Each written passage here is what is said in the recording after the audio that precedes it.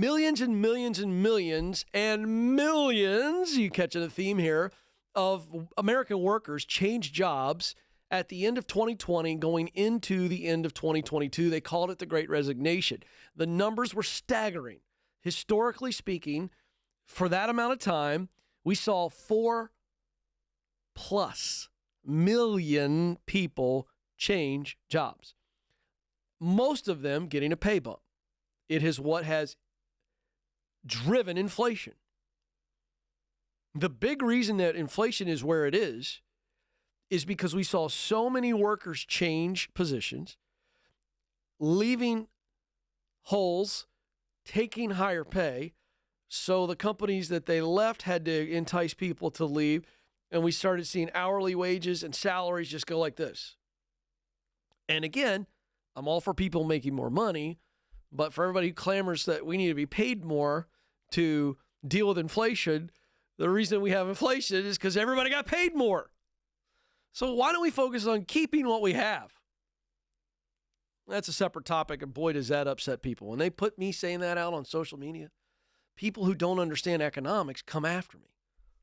Why do you hate the worker? I don't hate the worker. I've dedicated my professional life to help you find the work you love.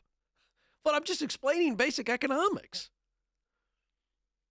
I'm just explaining it. I'm not saying it's right. Well, there's corporate greed and Burger King, if they have to pay someone $15 an hour, they shouldn't make my Whopper more. Yeah, I get that, but that's not what they do. They actually make your Whopper more expensive. So can we just, let's think about this stuff. This is basic economics. Well, there is an emotional and psychological effect of changing jobs. And it can be a roller coaster. So let's take the millions of people who left their jobs. Many millions left their job because they got a title bump, they got a pay raise, and they were like, this is great. I'm wanted. I'm making more money. So as I mentioned earlier in the show, I feel good because I'm wanted and the money, and I look good because I left to go to something better. So it plays to all of our insecurities and desire to be loved. Okay? Makes sense.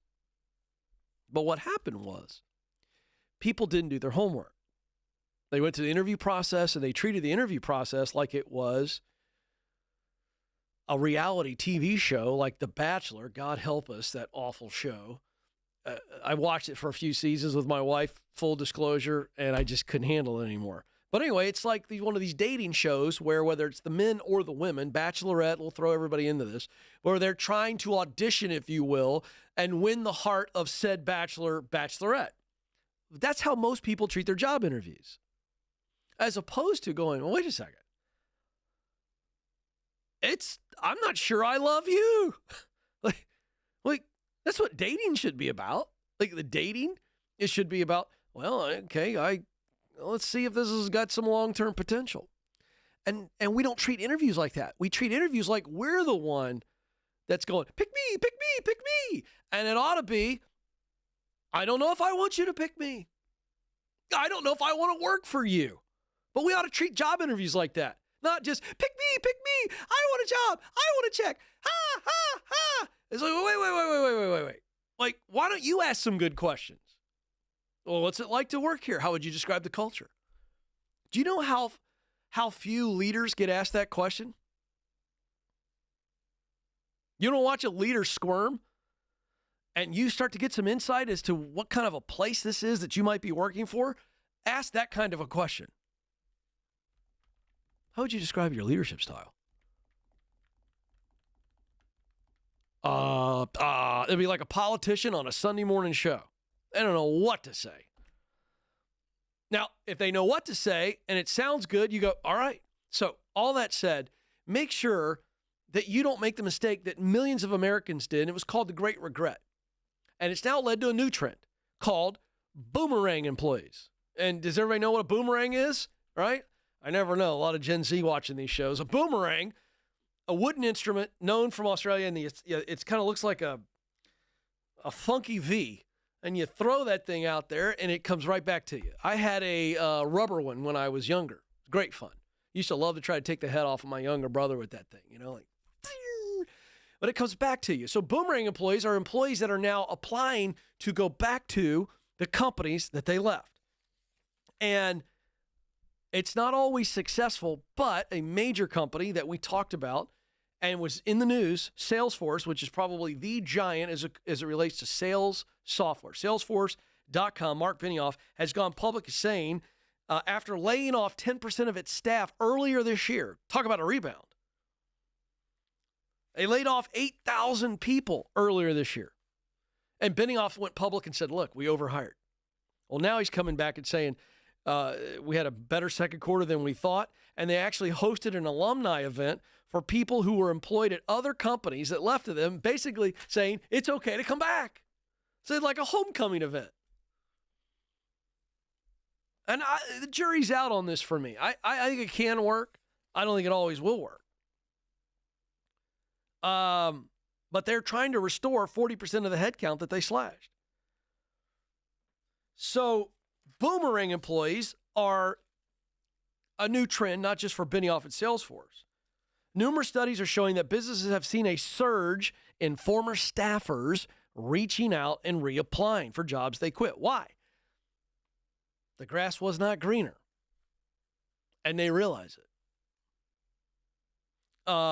Payroll company Paycheck surveyed American workers and found that 80%, this is staggering, 80% of employees who left their jobs during the Great Resignation now regret it. Wow, that's huge. 80%. Now, so if you're in that bunch, you're going to have to overcome a few things. Depending on the company, you're going to have to overcome the fact that, well, you left us, and now you want to come back. It's kind of like the awkward breakup. You broke up with a girl or a guy in high school, and you thought there was somebody better, and that didn't work out, and you're like, I kind of like being with you. And they're kind of like, okay, why should I? You dumped me. You dumped me. Why should I go back with you?